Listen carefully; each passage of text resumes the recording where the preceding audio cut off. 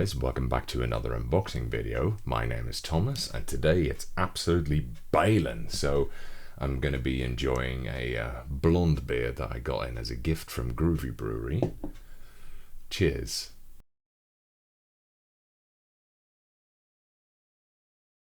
Wow, very nice. And yes, I know that's a lot of foam. Anyway, today I've got a big ass box. This was sent in by a viewer, and he was willing to donate some vintage boards, so we should have a quite interesting unboxing today. So let's get started. Oh my god, I might pass out from the heat. I had to close the window as well because some builders are, I don't know, demolishing a scaffold or something, which makes too much background noise, so it's super fucking hot inside here. But oh well, at least I've got some cooling fluid, right? Wow, very nice indeed. So this was sent in by one of my eastern neighbors, as you might be able to make out. Wow, this box is so fucking huge. And I just noticed the piece of paper, right? So the first piece of paper I pull out of this box, right, and it's sausages. I mean, could this be any more German? Okay, right, let's see what's hidden underneath here. A lot of random shit. So that is keyboard number 1. Okay, this is gonna be a bit difficult to do in a structured manner, so let's see if I can set this away for the moment and then focus on this first thing. So there you go. That's keyboard number 1. This is this is, from what I understand, an old dentist's keyboard.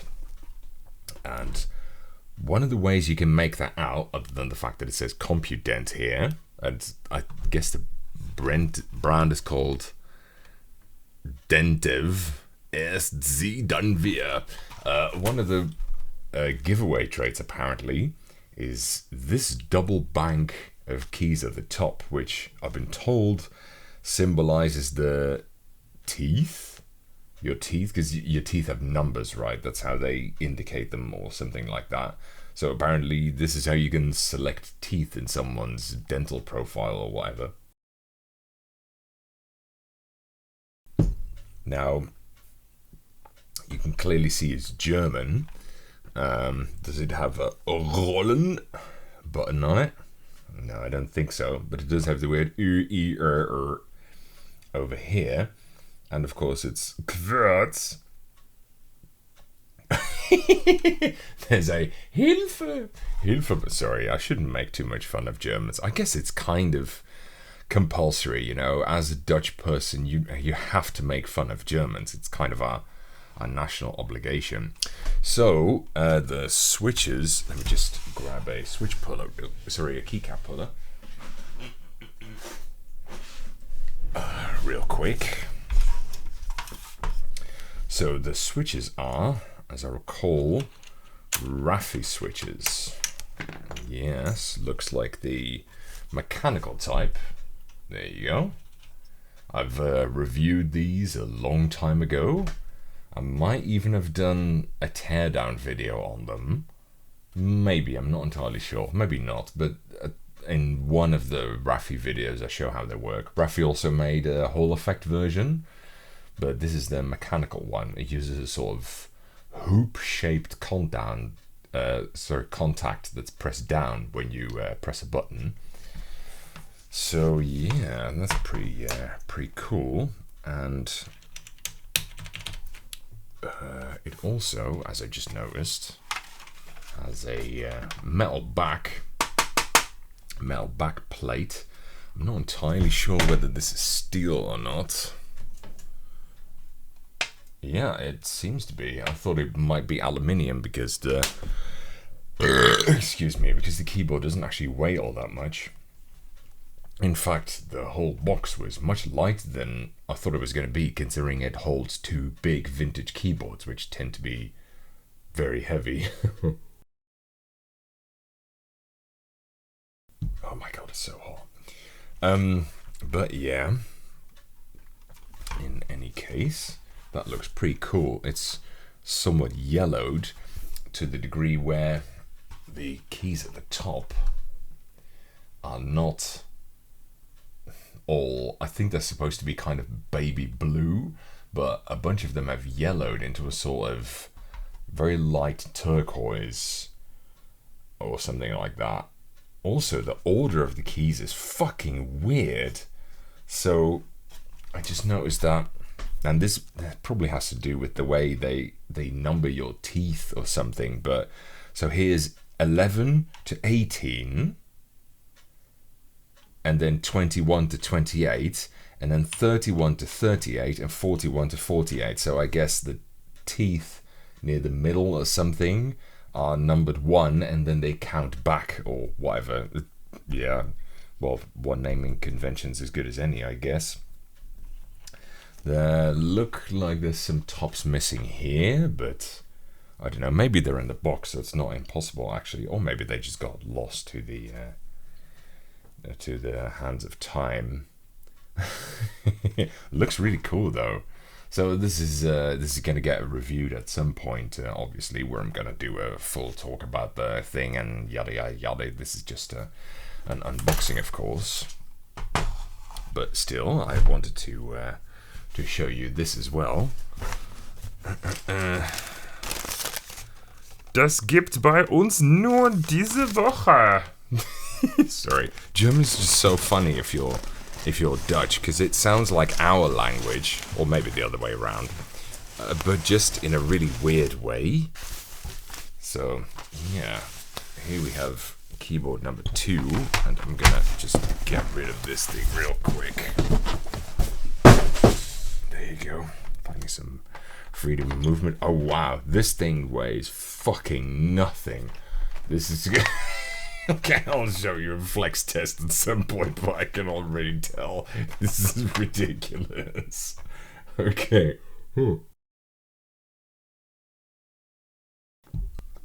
Funny thing is, this thing actually has pretty high grade switches. This is a rare example of an inductive keyboard, and it has switches that I've never seen before. I have covered inductive switches, including vintage ones, at some point, but I've never seen this model before. So it has a keycap with a magnet in the corner and some sort of stabilizing rod or whatever, something like that. And then keyboard side, I'll just take out the spring real quick. It's got this weird thing here or something, which is absolutely bizarre. I mean, I've never seen anything like this. The guy who sent me this showed some pictures of the PCB, which you can very clearly make out that it is an inductive keyboard. So that I'm very sure about. But other than that, I've never seen this model of key switch before. It is kind of unusual. I don't even have any idea who might have manufactured it. You know, in the Eastern Bloc, in the former Soviet bloc countries, there were a million different types of weird switches that are impossible to identify in many cases. So, you know, there it's a little bit more of a black box, but usually in the Western world, it's a little bit easier to know manufacturers, but this, I've just never seen this before. It's possible that this is from East Germany.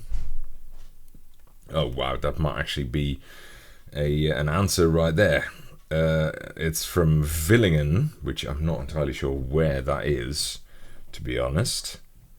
It says Digital Kinsler Computersysteme System 9000 Modell 9008 Typ T142. I'm just going to show you the label here. So then it actually has a make and model on it. This one, the other one doesn't. This thing feels like one of the lightest keyboards I've ever held, even though it's quite big. I mean, let me just grab some reference material here. This is the thing that I've got plugged in at the moment, and you can see it's quite a lot bigger than that. So, okay, let me pause the video for a second. Oh my god, I'm suffering here. So this thing comes with a socket for what looks like a 5-pin DIN plug. There you go. I don't know if I have a cable that will run this. I don't even know what kind of protocol this runs, really. I mean, if I can get them to work, obviously I'll give it a go. But this also has a 5-pin DIN plug. I'll give it a go if I can get them to run, but you never know with these vintage systems, especially with proprietary machines like this. It's often quite difficult to actually get them running. But who knows? I'll give it a go. Very strange layout this thing has as well. So it's got 4 F keys and then 8 S keys and a whole bunch of, I guess these are nav keys with up, down, home, end, page up, page down, something like that.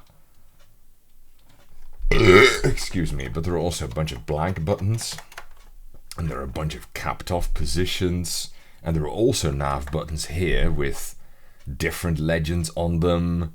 It's very weird. It's almost like something out of the Alien films or something like that, you know, weird corporate design or whatever. Ah man, especially the numpad. Look at the little sub legends which are actually written on top in the little rectangular boxes on the nav cluster and numpad. I hope you can see that. They look so weird, right? Almost like someone made them up, like they're not really meant to symbolize anything.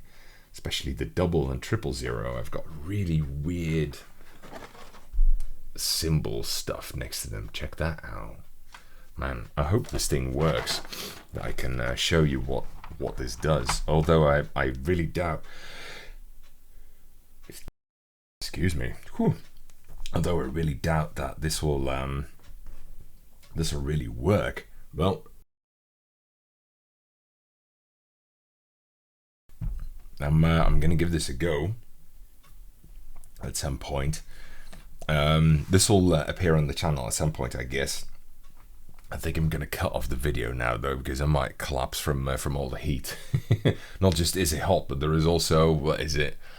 Almost 600 watts of studio lighting shining on me, and there's no ventilation here because I had to take the fan away and close the windows. So apologize for all the... for all the heat, but I think I might call it at that. Really cool, these things. I really want to check them out. So thanks again to the donor for these cool old keyboards, and yeah, I can't wait to check these out. You'll see them appear on the channel at some point, but for now, I guess I'll see you later, guys. Bye bye.